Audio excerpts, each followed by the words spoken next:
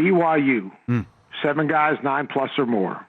Top 30 offensive defensive efficiency. I think they are an interesting team because I think they're a hard team to prepare for in a quick turnaround. Always follow the money. That's what I always say. You always follow the money. Yeah. This is Follow the Money with Mitch Moss and Paulie Howard on VSiN. And Seth Greenberg joins the program now. It's great to talk to you today, sir. How are you?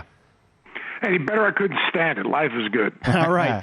I want to get your thoughts on the final number 1 seed. As 3 of them, we know who they're going to be in UConn, Purdue, and Houston.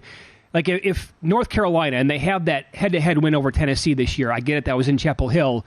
But if North Carolina wins the ACC tournament to parlay their regular season championship along with that, and Tennessee does not win the SEC tournament, who do you think gets it? It all depends on when Tennessee gets bopped. Obviously, they got the double bye, so it's hard to get bopped early in the tournament. They're going to play someone good.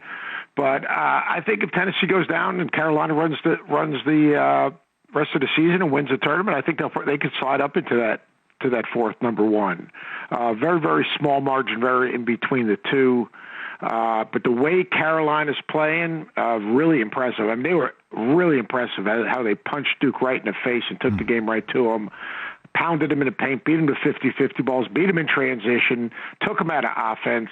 The maturity of the North Carolina team was what really impressed me. Look, Tennessee's no joke.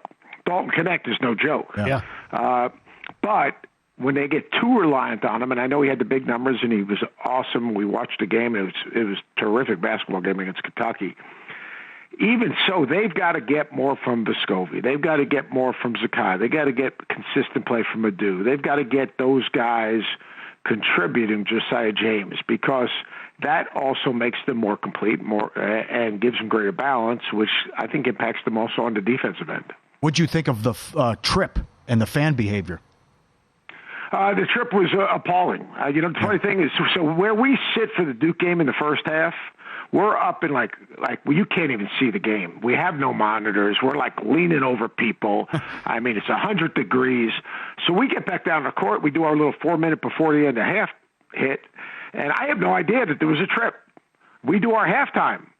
All right, I'm not looking at my phone. I'm preparing for what we're going to do at halftime. I have no idea there's a trip. I don't have the headphones on. I don't hear anything.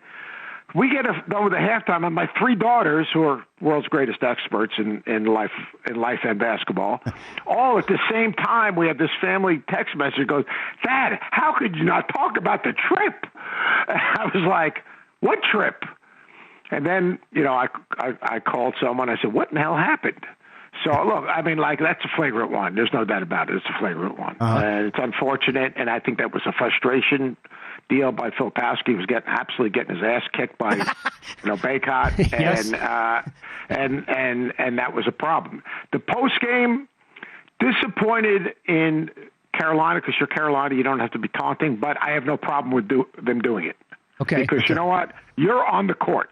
You're on the court. That's your domain. That's where you played. Do whatever you want. You're not impacting anyone except just having a little bit of fun. If you're a student, the Cameron crazy is great. The Cameron crazies. You're carrying little babies and you're painting your faces and you have these great chants and it's fun. Well, you cross the line when you throw stuff on the court. You cross the line if I'm Duke, I go back and look at that film, and if there's a student that threw stuff on the court, they lose privileges to get tickets. Plain and simple. You can't allow fans to throw things at an opposing team. I don't care if they're taunted. You taunted them the whole game. Right. You said things all game long, and they just played ball and kicked your team's ass. Yeah. Let's follow the money here on Go ahead. And so, you know what? If they want to celebrate their win, they can celebrate their win any way they want. But you as a fan, you can cheer and say whatever you want. But the one thing you can't do is cross the line. And crossing the line is throwing stuff out on the court and potentially, injuring someone or whatever. And people say, it's just water bottles. Yeah, it's just water and water bottles till someone slips. No, you're spot on. So that's my take on the thing, but it shouldn't take away from how well Carolina played. and how wrong my assessment was and my pick was that day. Well, Seth Greenberg, our I know guest. I'd be living in Vegas with you guys. Yeah, right. He's on the Progressive guest line right now. So overall, as your team moving forward, though, what was your opinion on Duke before the game, and how did that change after? Because Carolina, I mean, they set the tone immediately in that game, Seth. Yeah, before the game, I thought Duke was making greater progress than Carolina. I thought Carolina had those 3 losses before they had the 5-game wins, but the 5-game wins were not against the better teams, and I thought that they lost their defensive intensity. I thought they lost the force that they were playing with for a little bit. Carolina, on the other hand, I thought Duke was playing really well. They were getting the ball inside a little bit more to Filipowski. He wasn't living at the 3-point line. He wasn't short rolling just all the time. He was rolling down into the block. They had a couple of sets where they got him the ball where he wanted it. They won without him. In foul trouble in the first half against NC State, they came back and stayed in the moment, made good adjustments. But the maturity and toughness of Carolina was on display, and the lack of maturity and lack of toughness in real life was on display for Duke. So I walked away with questions about Duke. I walked away saying, you know what? Harrison Ingram, a stretch 4, is huge. He's tough. He's physical. He can back down. He rebounds. Cormac Ryan, everyone goes, well, he hasn't shot the ball well. Well, you better still defend him as a shooter because he's a career 40% three-point shooter. Even good shooters go through little slumps, but you still have to defend them as shooters. You got to get back in transition. I think where Carolina's improved is their ability to Baycott's fighting for position better, and their transition game off their defense is much improved. You were a coach for over 30 years, and we have 2 examples tonight, and there's going to be more this week. But you got Stony Brook off a double overtime game. East Tennessee State was the late game. They went to overtime. How much do these kids have left in the tank, or is it just adrenaline takes over and they'll be ready to go? Man, you don't even bring that up. You're playing conference play. You know what? You're going to play back-to-back games. If you're a kid and you go into the park, you're playing every single day. You don't even bring that up. Like we're playing to get the NCAA tournament. This is a one-bid league. We know who we are, and we know how we punch our ticket to get to the NCAA tournament. This is exactly what I would say to when I was at Long Beach State. This is what I would say to my teams. We won the conference tournament twice. I don't want to hear about fatigue or anything like that. I wouldn't even mention it. I'd say, hey, this is our time of the year, 3 games in 3 days, or 4 games in 4 days, whatever it was. All right, this is this time of the year. This is what we worked all season long for. This was the 6 o'clock in the morning workouts. This was coming in doing extra shooting. This was the extra film sessions. This was all the sacrifices you made in the summer to work on your game. This is what you play for. So, to me, hey, we want to be playing our best basketball at the end of the season. Let's go out there and let's free it up offensively. Let's be the hardest playing, toughest team. But you don't even mention fatigue. That's a non-factor. If you let fatigue be a factor, even in the second game, you look in the championship game, both teams are, beat up a little bit. I call them inconveniences. There's a difference between being injured and inconvenienced. Yeah. You know what? Hydrate. What do we talk about? We talk about let's eat right, let's hydrate, let's do a good job. And now these guys have massage therapists. They have all kinds of devices to get their legs, keep their legs in good shape. You got those air leg things, and non-factor. Now the teams they're played against might be a factor, but non-factor in terms of fatigue. Who can be this year's Florida Atlantic?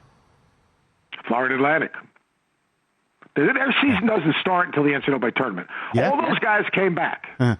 They all came back for one reason, to have one more magical run. So, they moved up a class, obviously played in the American. They got bopped a couple times. They didn't guard the way they guarded last year during the course of the regular season. But if you saw them Saturday, Elijah Martin's flying around dunking on people's heads. You got John L. Davis backing people down, knocking down jumpers. They're even better because Vladislav Golden is now much improved offensively. They've got a little bit better depth in their front court over the guys that come in off the bench. The kid Carroll doesn't guard the way maybe FAU has guarded in the past. But, I like this FAU team. I keep on saying, you do not want to see them in your bracket. I think they're a dangerous team that can really, really score and create matchup problems. I'll tell you the other team that's undervalued. And they lost a brutal game to Iowa State last week. BYU, 7 guys, 9+ or more. Top 30 offensive, defensive efficiency. Hard to prepare for the second day because they're a good passing, cutting team. Shot makers all over the floor. play a difficult style. I think they are an interesting team because I think they're a hard team to prepare for in a quick turnaround. Very good. In like 30 seconds here, can Kansas get it together and regroup in time for the dance? No. I said in November, smallest margin of error of any of the top teams in the country. And they even have a smaller margin of error with McCullough not being 100%. They have no depth. They're playing basically 5-on-4 until DeJuan Harris decides to shoot the ball. The guys they come off the bench with, they're like 337th in bench minutes. Great coach. They can guard at times. If McCullough's healthy, they're in good shape. They can defend because you got Harris and McCullough on your perimeter defending. I'm not sure now with the Dickinson situation and his shoulder. I don't see Kansas making a run.